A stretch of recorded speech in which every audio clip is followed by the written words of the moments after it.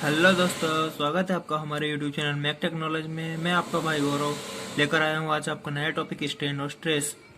दोस्तों आज हम पढ़ेंगे स्ट्रेस और स्ट्रेन क्या होता है, साथ ही उसके फॉर्मूले जानेंगे, साथ में हम हुक्सला भी जानेंगे। तो गाइस हम वीडियो को स्टार्ट करते हैं। तो गाइस आज का हमारा टॉपिक है स्ट्रेस और स्ट्रेन। पढ़ते हैं पहले स्ट्रेस। जैसे कि आप देख रहे हैं स्ट्रेस की डेफिनेशन, उसके फॉर्मूले। तो हम पढ़ते हैं पहले stress. Stress is defined as the internal property of a material which resists external loading. It is denoted by sigma. Stress is defined as the internal property of material. ये किसी भी मटेरियल की इंटरनल प्रॉपर्टी होती है, ठीक है, जो क्या करती है, which is resist external loading, जो बाहर के लोड को रेजिस्ट करती है। मान लो ये मेरा ऑब्जेक्ट है, मटेरियल है, तो मैं इस पर जैसे बाहर से ये टेंसाइल स्ट्रेन लगा रहा हूँ, खींच रहा हूँ इसको। तो जैसे मैं इस साइड खींच रहा हूँ, इस साइड, तो इसके अंदर भी एक फोर्स डेवलप हो रहा होगा जो मैं खींच रहा हूँ इसको रेजिस्ट कर रही है, एक्सटर्नल लोड को रेजिस्ट कर रही। तो ये है इसका formula. Stress is equal load by cross sectional area, या sigma denoted by P by A, यानी पी इक्वल लोड और क्रॉस सेक्शनल एरिया। यानी जैसे कि ये मेरा पेन है, ये पेन है, ये एक मटेरियल है, तो बोल रहा load by cross sectional area. मैं इस पर लोड भी लगा रहा हूँ और इसका क्रॉस सेक्शनल एरिया, मतलब इसका एरिया कितना है, जैसे ये डायमीटर इतना है, थिकनेस इतनी है, तो ये इसका क्रॉस सेक्शनल एरिया, ठीक है। तो stress equal load by area. अब यूनिट की बात करें हम, तो इसकी यूनिट है न्यूटन पर मीटर स्क्वायर। न्यूटन पर मीटर कैसे है भाई? लोड को हम न्यूटन में डिनोट करते हैं, क्रॉस सेक्शनल एरिया का यूनिट होता है मीटर स्क्वायर, तो न्यूटन बाय मीटर स्क्वायर, ये इसका फॉर्मूला। बस आगे हम देखते हैं स्ट्रेन, पहले हम इसके टाइप से देखते हैं, उसके बाद स्ट्रेन देखते हैं गाइस। तो ये है इसके टाइप्स, पढ़ें। There are four types of stress. कौन सा? Tensile stress, compressive stress, shear stress, volumetric stress. दोस्तों टेंसाइल स्ट्रेस क्या होता है? टेंसाइल स्ट्रेस जैसे ये मेरा ऑब्जेक्ट है,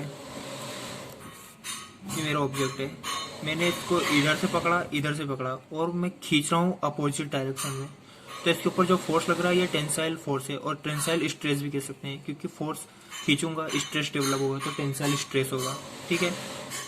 दूसरा कंप्रेसिव स्ट्रेस। दोस्तों कंप्रेसिव स्ट्रेस, जैसे ये कोई मटेरियल है, अब मैं इस पर टेंसाइल नहीं, इसको यूं दबा रहा हूँ, मतलब इधर से भी फोर्स कर रहा हूँ, इधर से भी, और दबा रहा हूँ अच्छे से, तेजी से, तो इसके ऊपर जो फोर्स लगेगा या स्ट्रेस डेवलप हुआ वो कंप्रेसिव स्ट्रेस होगा, दबाव फोर्स। कंप्रेस का मतलब होता है दबाना। शियर स्ट्रेस जैसे दोस्तों सरफेस स्ट्रेस बोलते थे। जैसे ये बोर्ड है, ये पूरा पेज बोर्ड है, और ये मेरा मान लो एक मिनट, और ये मेरा डस्टर है मान लो।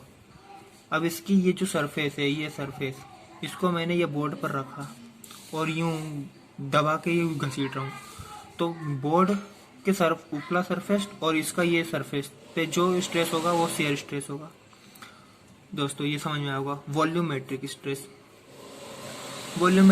जैसे सिलिंड्रिकल में होता है, वॉल्यूम में जो चेंजेस आता है, स्ट्रेस लगता है किसी को, फोर्स को अप्लाई करने में, वॉल्यूमेट्रिक स्ट्रेस होता है। दोस्तों ये आज की वीडियो थी, जहाँ तक ये समझ में आया होगा आपको। अब आगे बात करते हैं स्ट्रेन की। दोस्तों अब हम बात करते हैं स्ट्रेन की। स्ट्रेन डेफिनेशन पढ़ते हैं। The ratio of change in length and original length of material, it is unitless, it is denoted by epsilon. पढ़ते हैं। The ratio of change, ratio होता है किसका? Change in length and original length, मतलब जो किसी मटेरियल की original length होगी और उसमें फोर्स लगाने के बाद जो चेंज होता है, उन दोनों का रेशो होता है स्ट्रेन, ठीक है। इट इज यूनिटलेस, ये यूनिटलेस होती है। It is denoted by epsilon से इसको डिनोट करते हैं। Formula change in length upon original length, ठीक है, epsilon del L by L. Del मतलब चेंज इन लेंथ और नीचे ओरिजिनल लेंथ लिखा भी है, del L equal L, changing in length original length. तो ऐसे यहाँ तक समझ में आएगा। इसको भी हम इसके टाइप से बताते हैं। अब दोस्तों, तो अब हम बात करते हैं टाइप्स ऑफ स्ट्रेन की। तो देखते हैं, इट इज ऑल्सो 4 टाइप्स, मतलब ये भी 4 टाइप्स के हैं। Tensile strain, compressive strain, shear strain and volume strain. दोस्तों, टेंसाइल क्या होता है मैं बता चुका, कंप्रेसिव बता चुका, शियर बता चुका, वॉल्यूमेट्रिक। बस वहाँ पे स्ट्रेस था, यहाँ पे स्ट्रेन है। मतलब वहाँ पे जहाँ इंटरनल प्रॉपर्टी लग रही थी रेसिस्ट करने में, यहाँ स्ट्रेन आएगा, मतलब दोनों में चेंज बता देगा। ठीक है दोस्तों, ये समझ में आया होगा। अब हम बात करते हैं हुक्स लॉ और रिलेशन बिटवीन स्ट्रेस और स्ट्रेन में। तो बने रहिए, हम बताते हैं अभी इसका। दोस्तों, हुक्स लॉ और रिलेशन बिटवीन स्ट्रेस और स्ट्रेन समझते हैं इसको अभी। हुक्स लॉ क्या होता है? हुक्स लॉ होता है strain directly proportional strain. Basically ये इसकी डेफिनेशन भी है, इसी का मतलब भी है स्ट्रेन स्ट्रेस में। क्या होता है? Stress directly proportional strain up to elastic limit.